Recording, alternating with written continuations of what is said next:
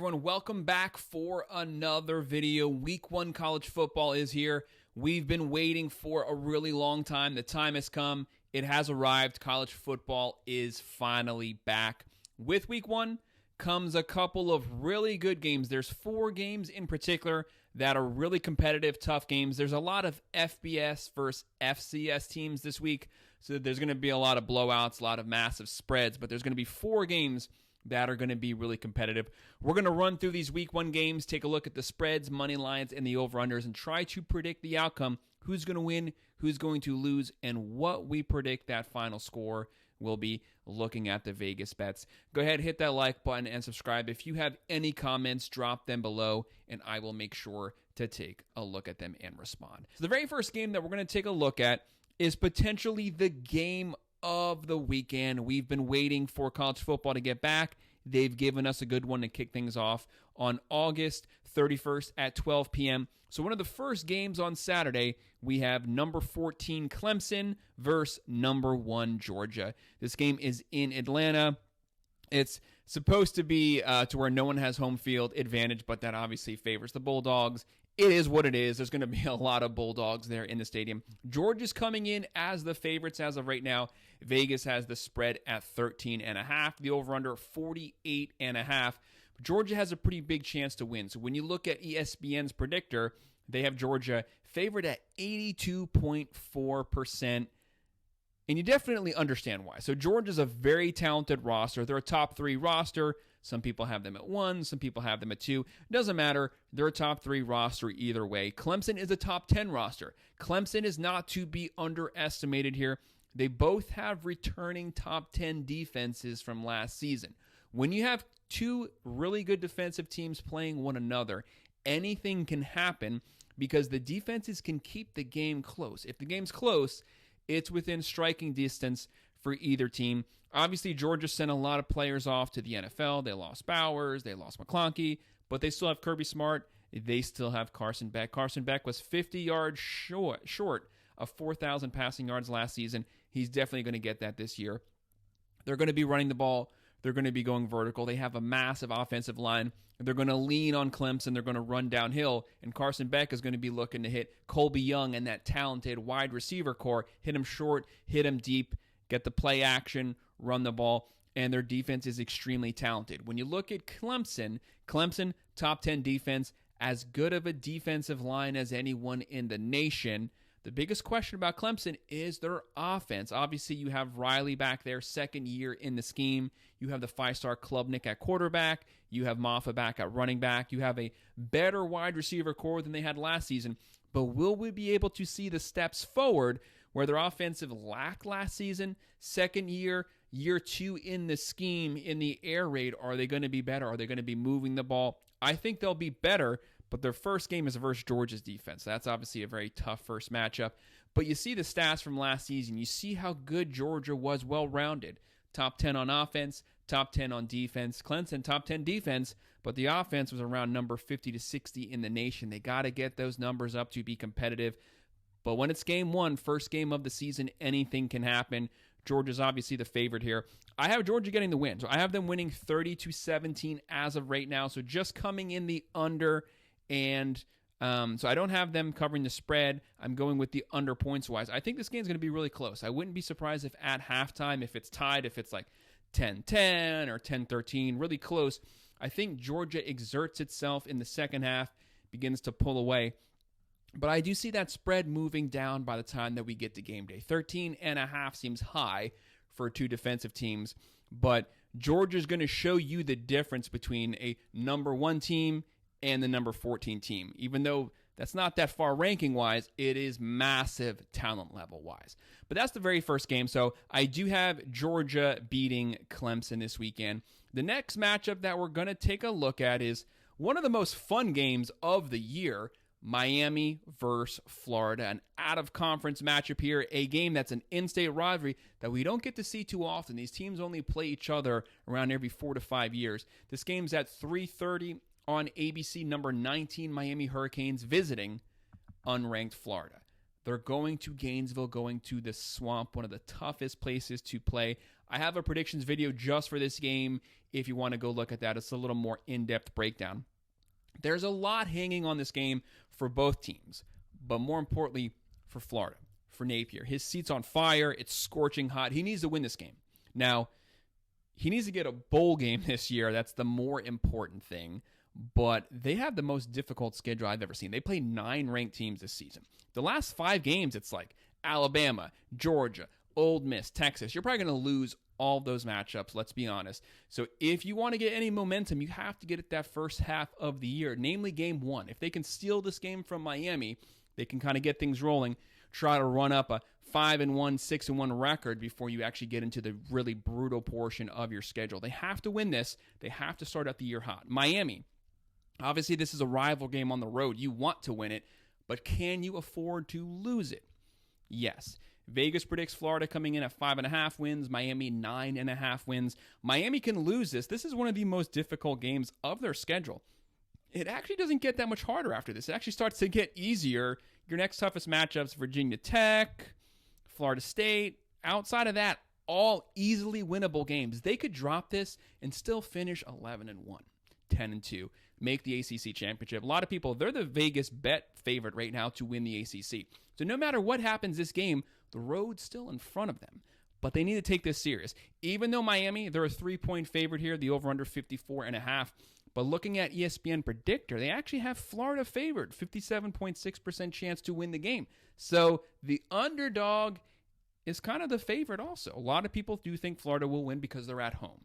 Very talented rosters. Florida has a number 16 overall roster. Miami has a number 10 overall roster, according to ESPN. Florida, Graham Mertz is back. You have Wilson, Williams, a lot of talent on the team. Lagway there as the backup quarterback. Mertz, 20 touchdowns last year, 3 picks. The defense last year was atrocious, giving up 27.6 points per game. They rebuilt the coaching staff, brought in a lot of transfer portals. They should be better there. Their key to win the game is their offensive line. Miami's defensive line is a top 10 nationally. They're going to get pressures. They're going to get sacks. Can they hold up enough to get Graham Mertz some time? Miami, talented roster, top 30 offense, top 30 defense, and they added Cameron Ward, number 1 transfer portal quarterback. They added the number 1 transfer portal running back in Damian Martinez, and they have a top 10 returning offensive line, the least amount of pressures and sacks given up. They were top 10 in that category last season. Those guys are back. It's going to be an anchor. They're going to lean on Florida. They're going to run the ball. Cameron Ward, you have Brown, George, you have Restrepo, a loaded wide receiver core, deep running back room. I have Miami winning 34-24. I have them covering, and I'm going with the over. I think the game's going to be close at halftime. Florida might even be up like a 14-14 game, 14-17, but I think Miami's running game and their offensive line exerts itself at the end of the third and the fourth quarter, and that depth really starts to show itself, and Miami wins that one. So we have Georgia winning. We have Miami winning. The next matchup that we're going to take a look at here is also a really fun game. 7:30 on ABC. Number 7 Notre Dame visiting number 20 Texas A&M Aggies. You have the Aggies favored, even though they are the lower ranked team. They're 3-point favorites, over under 46.5. Notre Dame, Marcus Freeman, very talented team. They had a top 5 defense last season. They're going to have a top 10 defense no matter what this season. They did lose a couple of players on the offensive line, 2 to the draft. I think their left guard just got hurt, so they're a little banged up there. That could be a difference maker. But Marcus Freeman has been stacking this team. Al Golden on defense, they're going to be loaded, ready to go. They added Ken Denbrock, the offense coordinator from LSU that just coached Heisman winner Daniels. He's now the offense coordinator for Notre Dame. He's going to modernize this offense, get them in shape. They're going to be running the ball. They're going to be spreading the ball out. They added Riley Leonard, transfer portal quarterback from Duke. I don't think he's the best passer, but a lot of people are really high on him, but he can scramble with his legs, but he hurt his ankle last season, missed half the year. How mobile and healthy will he be? They say he's fully back. We'll see, but he adds a new element. Because obviously Sam Hartman last season, he wasn't running anywhere. The guy was slow as molasses. Riley Leonard, he's going to be mobile. He's going to be slinging it on the run. They have a deep running back room and a good defense. Defense travels on the road. The Aggies, the lower-ranked team, they are the favorite to win this game, but you see the ESPN predictor has Notre Dame 58.9% chance to win. So the predictor's going with the underdog here. The Aggies, a top 15 talented roster. Do not underestimate them just because Jimbo Fisher got fired last season. This team was recruited very well and built recruiting and transfer portal. Connor Wegman back at quarterback, great quarterback. Mike Elko's now the head coach. Who was Riley Leonard head coach at Duke? Mike Elko. Mike Elko knows Riley Leonard's strengths and weaknesses. Riley Leonard knows Mike Elko's strengths and weaknesses. But he has a very talented team to work with. This game could go either way. I'm completely split 50-50 here. I think Notre Dame's defense has a slight edge there. The Aggies on offense, very talented. They are at home. College Station, tough place to play. Notre Dame's a little banged up. This is a really tough one here. And like I said, I could go either way. I'm going to go with the underdog. I have Notre Dame winning 27-21. So I obviously have the Aggies not covering, and I will be going with the over there. If the Aggies won this 27-21, 24-21, I would not be surprised at all. When you have two good defenses, anything can happen. But I have Notre Dame winning the day. Final game we're going to look at, 7:30 p.m. on ABC. Number 23, USC Trojans versus number 13, LSU. This is going to be a really fun game. Neutral site. It's in Las Vegas. You have two teams in very similar positions. LSU is the favorite. The ESPN predictor has them at a 54.8% chance to read. This is two of the top 5 best offenses from last season and two of the worst defenses from last season. Both teams' Achilles heel was their defense. They both looked to solve that. Both teams last year had Heisman quarterbacks. You had Caleb Williams for USC, Jaden Daniels for LSU. Both of those guys are off to the NFL, both top 10 picks, so they're bringing in their backups now to be the starters.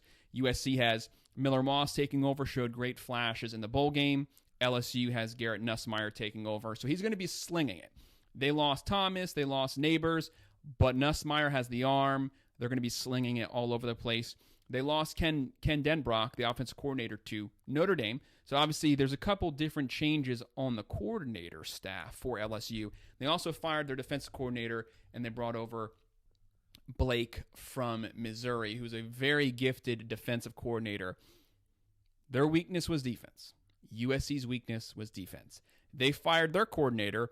They're bringing over D'Anton Lynn from UCLA, great defense coordinator. So this game's going to come down to whose defense is more improved than the others based off of last year. And it could honestly go either way. Both of these teams are going to be scoring. When you have a team that can score 40 per game, anything can happen. Because if the game turns into a shootout, it's just whoever has the ball last. And for some reason, I really think this game is going to be a shootout. Looking at their offenses last year, LSU averaged 45.5, USC 41.8. Both had horrible defenses. The Tigers gave up 28 points per game. USC gave up a putrid 34.4 points per game. Even though their defenses will be better, there's going to be points scored here. You have a talented LSU squad, and you have Lincoln Riley. He's going to score on anyone, no matter who you play. So who do I have winning this game? I'm going to go with LSU having that final possession, winning this one 35-30, covering the spread, and I'm going with the over here. This game could be a 45-42 game, and USC could win this game. If USC wins it, I would not be surprised. I wouldn't want to go anywhere near this game because I think with these offenses playing, it's going to be a light them up, shoot them out game. It's going to be a fun game.